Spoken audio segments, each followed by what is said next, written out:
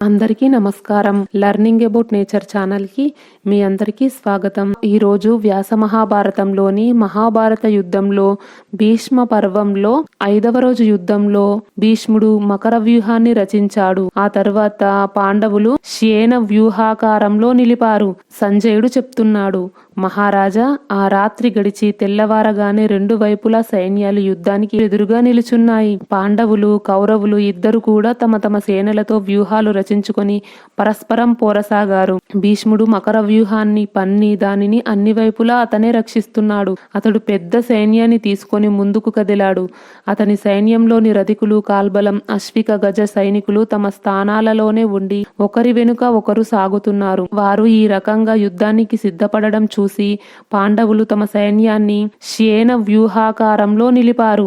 దాని ముక్కు భాగంలో భీమసేనుడు, కన్నుల స్థానంలో దృష్టద్యుమ్నుడు, శిఖండి, శిరోభాగంలో సాత్యకి, మెడభాగంలో అర్జునుడు, వామపక్షంలో అక్షౌహిణి సేనతో ద్రుపదుడు, దక్షిణ పక్షంలో అక్షౌహిణికి నాయకుడైన కేకయరాజు, పృష్ఠభాగంలో ద్రౌపది యొక్క కొడుకులు అభిమన్యుడు, యుధిష్ఠరుడు, నకుల సహదేవులు నిలుచున్నారు.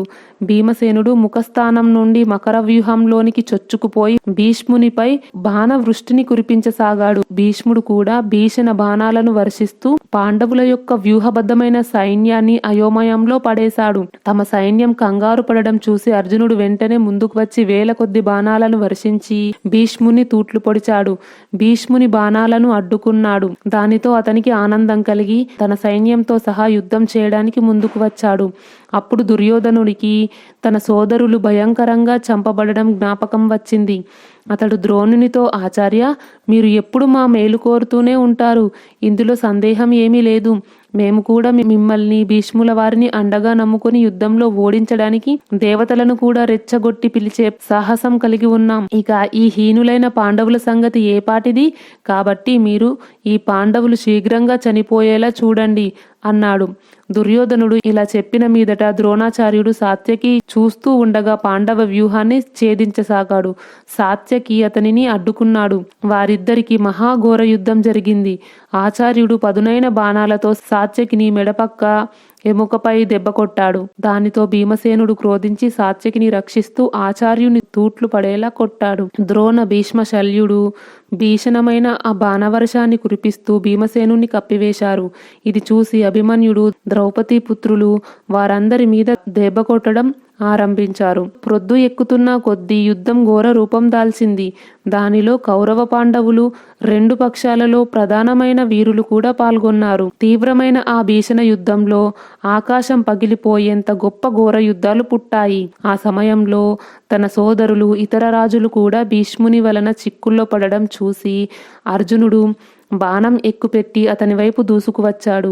పాంచజన్యం యొక్క శంఖానాదం, గాంధీవ ధ్వని విని కపికేతనం చూసి మన వైపు సైనికులందరికీ గుబులు కలిగింది. అర్జునుడు తన భయానకమైన అస్త్రాన్ని తీసుకుని భీష్ముని మీద దాడికి దిగగానే కౌరవ సైనికులందరూ తూర్పు పడమరలు కాకుండా తెలియరాలేదు. ధృతరాష్ట్ర పుత్రులతో సహితంగా వారందరూ కంగారు పడి భీష్ముని శరణుజొచ్చారు. ఆ సమయంలో అతడొక్కడే వారికి ఆశ్రయుడయ్యాడు. రథికులు రథాన్నుండి, అశ్వికులు గుర్రాల మూపుల నుండి జారి పడిపోయేంతగా, కాల్బలం చాప చుట్టుగా నేల మీద పడిపోయేంతగా వారు భయపడిపోయారు. భీష్ముడు తోమర, ప్రాస, నారచాది వివిధ ఆయుధాలు ధరించిన యోధులతో కూడిన విశాల వాహినితో అర్జునుని ఎదిరించాడు. ఇదే విధంగా అవంతిరాజు, కాశీరాజుతో, భీమసేనుడు జయద్రథునితో, యుధిష్ఠరుడు శల్యునితో, వికర్ణుడు సహదేవునితో, చిత్రసేనుడు శిఖండితో, మత్స్యరాజు విరాటుడు అతని అనుచరులు దుర్యోధనుడు శకునితో, ద్రుపద, చేకితాన, సాత్యకులు ద్రోణాశ్వత్థామలతోనూ, కృపాచార్య కృతవర్మలు దృష్టద్యుమ్నునితోనూ పోరు కొనసాగించారు. గుర్రాలను ముందుకు దూకిస్తూ, ఏనుగులను, రథాలను అటు ఇటు తిప్పుతూ వీరులందరూ పరస్పరం పోరాడసాగారు. యుద్ధం జరుగుతూ ఉండగానే మధ్యాహ్నం అయింది. ఎండతో ఆకాశం మండిపోతుంది. ఆ సమయంలో కౌరవులు, పాండవులు పరస్పరం తీవ్రంగా పోరాడుతున్నారు. భీష్ముడు సైన్యం అంతా చూస్తుండగా భీమసేనుడు ముందుకు రాకుండా అడ్డగించాడు. అతడు చేసిన తీవ్ర బాణాలకు భీమసేనుడు గాయపడ్డాడు. అతడు భీష్మునిపై మహావేగవంతమైన శక్తిని విసిరాడు. దానిని భీష్ముడు మధ్యలోనే త్రుంచివేశాడు.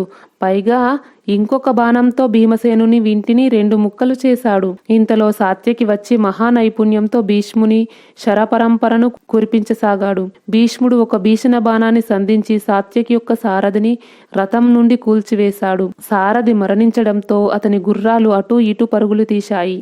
దానితో సైన్యంలో కలకలం బయలుదేరింది. భీష్ముడు పాండవ సేనను నాశనం చేయసాగాడు.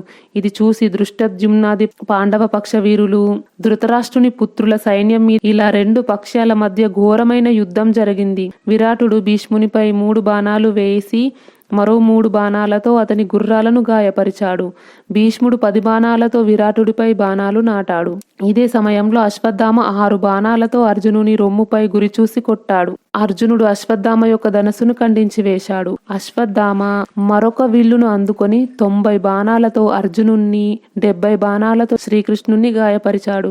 అర్జునుడు భయంకరమైన బాణాన్ని సంధించి నిపుణంగా అశ్వత్థామను కదలకుండా చేశాడు. ఆ బాణం అశ్వత్థామ యొక్క కవచాన్ని ఛేదించి అతని రక్తాన్ని త్రాగసాగింది. కాని అంతగా గాయపడిన అతనిలో ఏమాత్రం బాధపడిన లక్షణాలు గోచరించలేదు.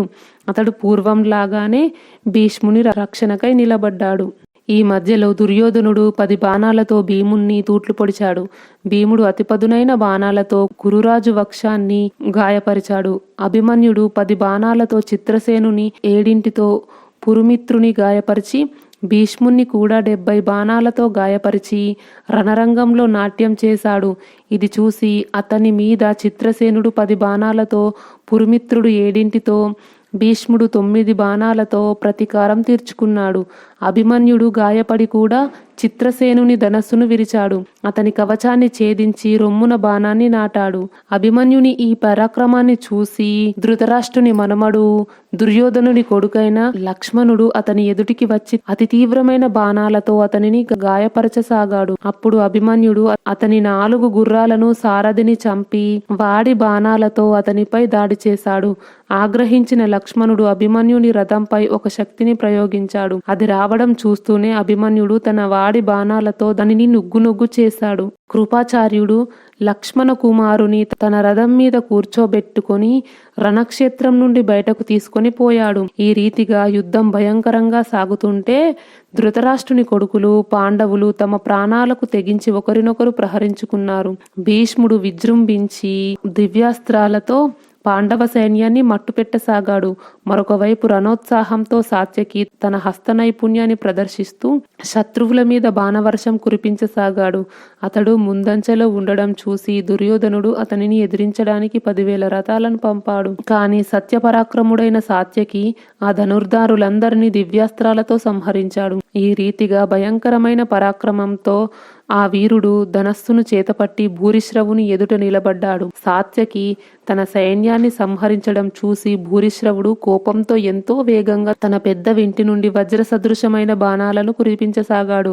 అవి బాణాల సాక్షాత్తు మృత్యువే. సాత్యకి వెనుక ఉన్నవారు ఆ బాణాల తాకిడిని తట్టుకోలేక అతనిని విడిచి అటు ఇటు పరిగెత్తారు. సాత్యకి యొక్క మహారథులైన 10 మంది కొడుకులు భూరిశ్రవుని ప్రతాపం చూసిన వెంటనే సహించలేక అతని ఎదుటకు వచ్చి అతని మీద బాణవర్షాన్ని కురిపించసాగారు. వారు వేసిన బాణాలు యమదండాల్లా వజ్ర సదృశంగా ఉన్నాయి.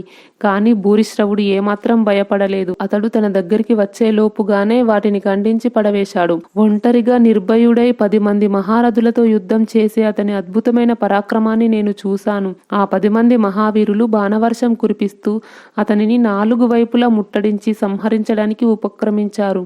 ఇది చూసి భూరిశ్రవుడు మండిపడి వారితో యుద్ధం చేస్తూనే వారందరి ధనస్సులను ఖండించాడు.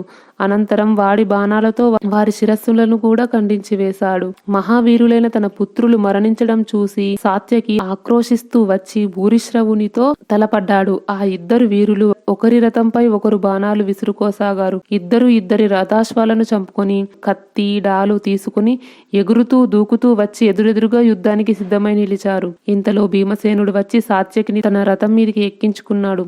దుర్యోధనుడు కూడా భూరిశ్రవుని తన రథం మీదికి ఎక్కించుకున్నాడు. ఈ విధంగా ఇక్కడ యుద్ధం జరుగుతోంది. ఇంకొక వైపు పాండవులు క్రుద్ధులై వీరుడైన భీష్మునితో తలపడ్డారు. సంధ్యాకాలం సమీపిస్తూ ఉండగా అర్జునుడు మహావేగంతో 25,000 మంది వీరులను వీరులను చంపాడు. ఆ వీరులు అందరూ దుర్యోధనుని ఆజ్ఞపై పార్థుని ప్రాణాలు హరించడానికి వచ్చిన వారే. కాని అగ్నిలో పడిన మిడుతల వలె కాలిపోయారు. సూర్యుడు అస్తమించబోతున్నాడు. సైన్యం అంతా అలసిపోయి ఉంది. భీష్ముని రథాశ్వాలు కూడా అలసిపోయాయి. అందువల్ల అతడు యుద్ధం కట్టిపెట్టమని సైన్యాన్ని ఆజ్ఞాపించాడు. అత్యంత అతలాకుతలమైన 2 సేనలు తమ తమ గూడారాలకు వెళ్ళాయి. సృంజయులతో పాటు పాండవులు, కౌరవులు కూడా తమ తమ శిబిరాలకు వెళ్లి విశ్రమించారు. ఈ వీడియో గురించి మీ అభిప్రాయాన్ని కామెంట్ బాక్స్లో తెలియజేయండి. ఈ వీడియో నచ్చితే లైక్ చేయండి, షేర్ చేయండి. లెర్నింగ్ అబౌట్ నేచర్ ఛానల్కి సబ్స్క్రైబ్ చేయండి. బెల్ ఐకాన్ గుర్తుపై క్లిక్ చేయండి. ఇంతవరకు ఈ వీడియో చూసినందుకు మీ అందరికీ ధన్యవాదాలు. సర్వేజన సుఖినో భవంతు. కృష్ణార్పణం.